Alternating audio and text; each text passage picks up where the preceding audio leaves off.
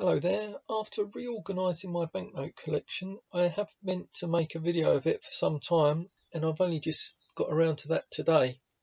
So I'm going to talk you through what I've got. Firstly, we start off with the white fivers of Beale and Pepiat. I haven't got very many of these large white notes, but I felt that I had to have a few of them. And the £10 is in awful condition, but that's all I could afford. The white £10 notes are quite expensive, and these are from the times of the 1940s. There were quite a lot of fakes made by Germany, so you have to be aware of those. They're called Operation Bernard notes, which were to undermine our currency. Next, we have some nice early Jon Bradbury Treasury notes. These were introduced when the government wanted to withdraw the gold sovereign, which was around the time of the outbreak of the First World War. Next, a couple more Jon Bradbury notes. He played around with the designs quite a bit. These aren't perfect notes. The top one's been pressed, but the bottom one's pretty good. And then these were the next revision. Again, Jon Bradbury, the signature, but these have the Britannia design and the head of King George. Again, quite a lot of different variations on these, the way the serial numbers work, and also the addition of the word Northern in front of Ireland, because in order, as a reward for the helping us in the First World War, we granted the Republic of Ireland their freedom from inclusion in Great Britain. And also, where it says number here, NO, you have a dot underneath. This can be square or it can be round. So there's a few different little variations in these. Also the colour of the serial number, some of them are in red ink. There's a few different formats. I've just got the basic ones. I've got with Ireland, without Ireland. And these are on to the next signatory, who's Warren Fisher. Then we go to the green £1 notes. They started off with Cattons and Pepiat. These ones during the First World War, the Second World War, were made with a different ink to try and help against forgery. Again, more signatures. Mahon's the earliest. Then you had Cattons, then you had Pepiat, then you had Bill, and the last one's O'Brien, I think. And he changed over to the portrait series of notes with the Queen's head on them. At this point, all notes have the Queen's head. These got a nice geometric design on the back. Printing improves gradually.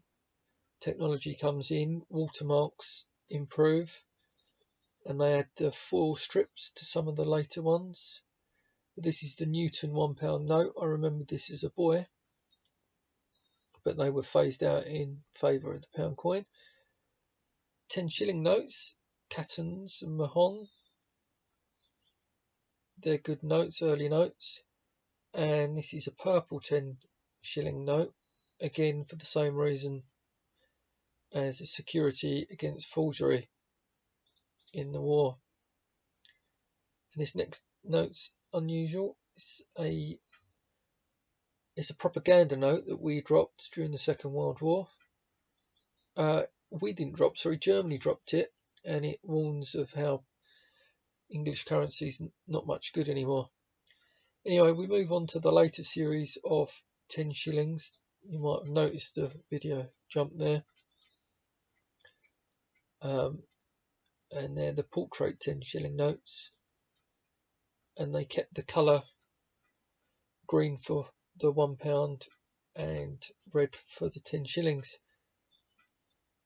Next we have the large sort of greenish brown £50 notes. Again, I can remember these, although I only had one or two of them before they were phased out. And that's got Sir Christopher Wren on the back, who designed St Paul's Cathedral, amongst other things. Then to the red £50 notes. These didn't hang around that long. You've got 3 signatures of them, but they were replaced by this design, which is a bit squarer. It's got more security in it, and they're the ones that we're using at the moment.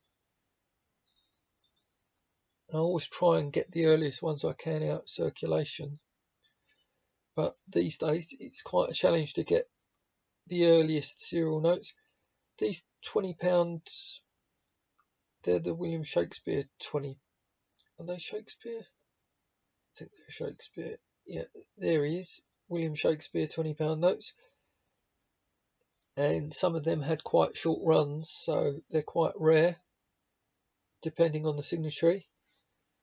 And that's a GM dual one with the earliest serial number.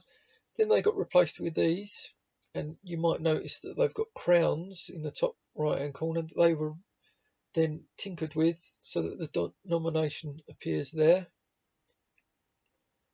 Michael Faraday reverse.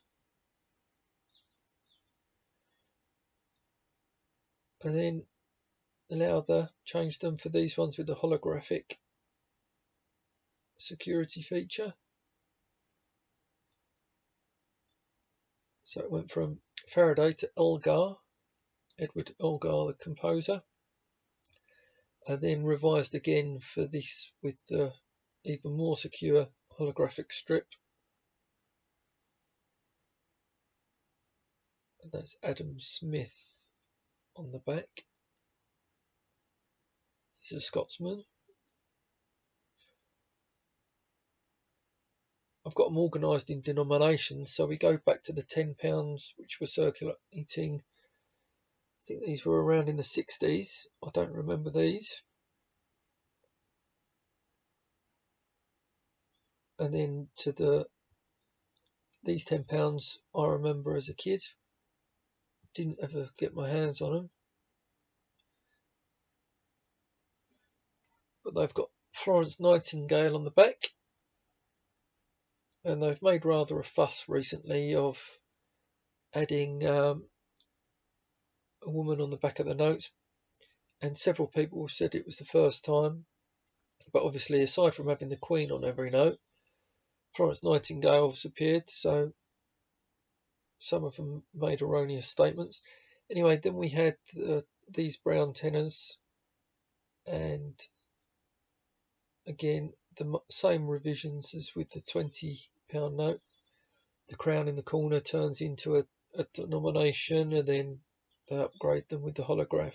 And finally, we get to the plastic notes, which are the first that have been used in Britain, Polymer Notes. They're not very popular. They stick together, and don't think they're as good as paper, but what do I know? The Britannia £5 series is one of my favourite designs on the back, with the lion and the key to the Bank of England.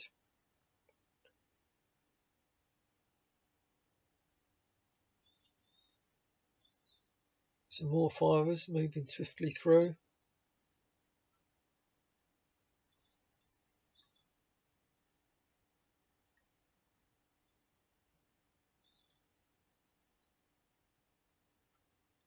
And the plastic fibres, which are the most recent addition. So I've got a fair representation of all the British currency there, and then we move on to America. Here I've just got these odd few obsolete notes. Turns out that the $100 one was a fake, but as a contemporary fake it's worth more than the original one. We've got some large $1 and $2 bills.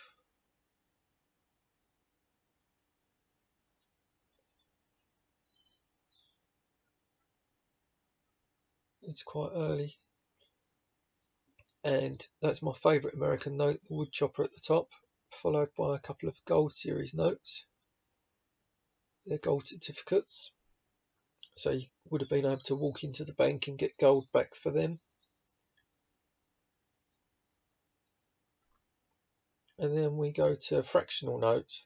Quite like the fractional notes. There were various different series of them, and they're quite early, but because they were produced in big numbers, they're not overly expensive. Depending on the note, there's a couple of expensive ones. So the first ones were like stamp money, and then they produced these ones with the gold rings around them. And then next series, these are all a bit mixed up, I think, hickledy-pickledy. But there's a few different designs here. Lots of different people on them. And what really got me interested in the fractional notes were these next few. I think these are fourth series ones. It's with a red seal and a gold seal. 10 cents. 25 cents there with Washington on it. 50 cents. Another 50 cents.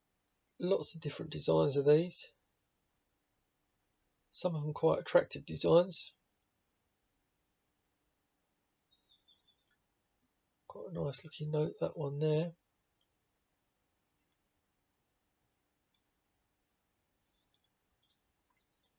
Quite like this one with Stanton on the front. And I've got varying qualities there. Some of them are really quite immaculate and a few not so good. Next we go to a horse blanket, large £1 note, followed by, well, it's not a pound note, a dollar note. And then we've got some blue seal notes, $1, $5, $10. And some red ones. This top one's a good note. It's called a funny back because the design on the back is a bit funny compared to what they've been using. So I tried to get hold of a few different seal colours, and they all represent different things. These yellow seal notes were used in North Africa. They were used to pay the soldiers, again, in case the Germans got hold of the currency supply. They had those yellow seals so they could discontinue them if they had to. And these brown seal ones are Hawaii overprints, missing the $5 and $10 there, but not so easy to come across in England. Got the Hawaii overstamp on the back. And then just normal money here. When I travelled about in America, they had the small head notes and they were being replaced for the larger head notes. And then later on they changed them to the colourised ones. So I tried to pick them out of circulation with varying degrees of success. Some of them are quite good. Others are not quite as great condition. Notes with the $20 bills. There's some ink stains on the top of that middle one, which are constant irritation to me, because I'm sure that I would have seen better ones than that floating about. $10 colourised.